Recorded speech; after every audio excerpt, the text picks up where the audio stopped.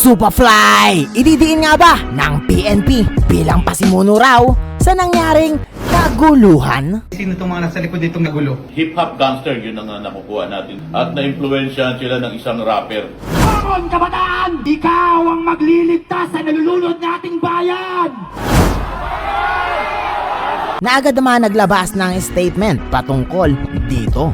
Kung ako ang masisisi dahil sa galit ng mga tao sa kagagawan nyo, at kung sa akin man isisi lahat, hayaan sana nila ako magsalita ng naaayon sa karapatan ko. Hanggat di nila sa akin ginagawa yung ginawa nila sa bata, maaaring masisi nyo sa iba lahat ng kagagawan nyo, pero hindi kayo makakatakas sa mga Pilipinong alam yung pinaglalaban nila. Kung hindi nyo binaboy yung Pilipinas, walang ganyan. Humahanap lang kayo ng accountable, pero ang tunay na may sala, yung mga sikmuran nyong kayang maging halang para sa kapakanan nyo. Pakinggan nyo rin sana yung sinasabi ko sa Luneta para maunawaan nyo ang tunay nating kalaban, ang korupsyon at ang kahirapan. Di ako naglilinis ng kamay.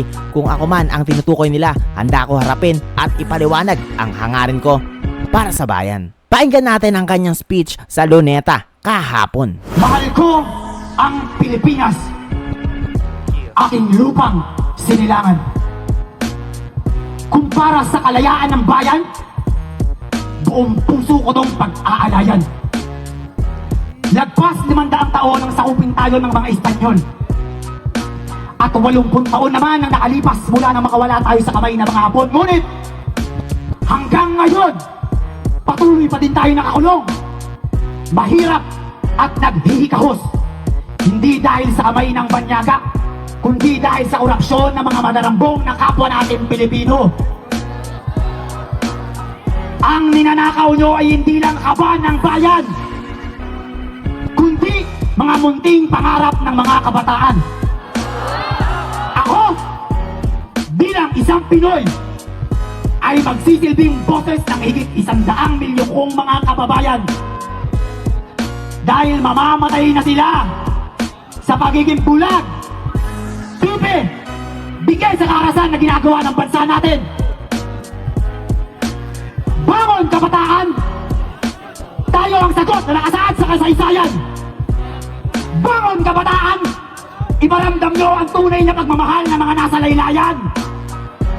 Bangon kabataan! Ikaw ang magliligtas sa nalulunod nating bayan.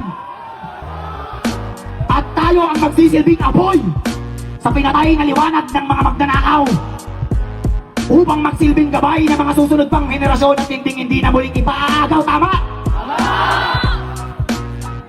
Wala akong pinapanigang kulay. Ang pagparito ko ay para ganapan ng gampaning ipinagkaloob sa akin ng lupang sinilangan. Ang ibangon muli ang Pilipinas. Hindi kami titigil. Wala ba akong karapatang magising? Kung meron, kayo din! Mas mayaman sa pinakamayamang atleta sa buong mundo.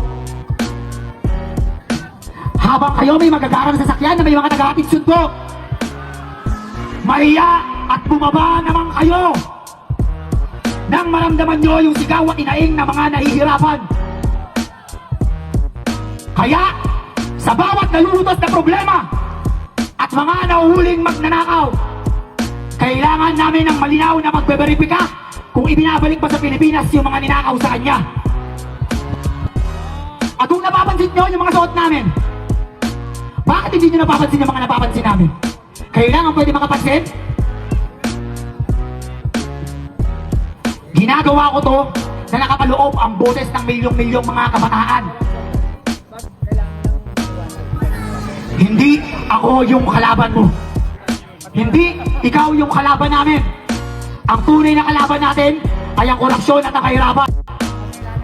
Kaya kung may mangyari man sa akin masama,